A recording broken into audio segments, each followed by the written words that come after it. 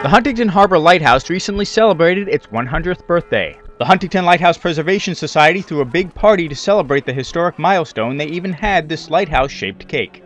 The big moment was at 8:42 p.m. when they lit up the light exactly 100 years after the light was first lit in 1912.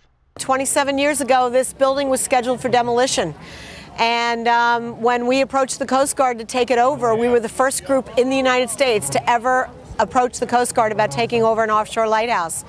And they thought we were insane.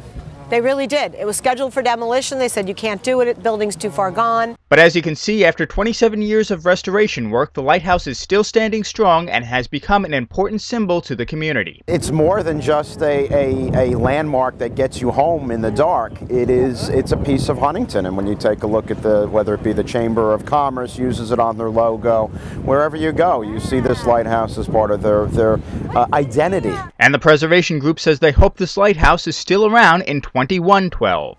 These structures all over the country are incredibly important, and they should be saved because they're a part of history, and we're a very, very, very young nation, and we don't really have a grip on history. You know, when you go to England, you go to Europe, you go to the Middle East, you see history. And if we can't hang on to something that's 100 years old, we've got a lot of learning to do. And I just want it to continue to go on, and 100 years from now, I want kids to enjoy it and wrap their arms around it like I have. In Huntington Harbor, Chris Collora reporting.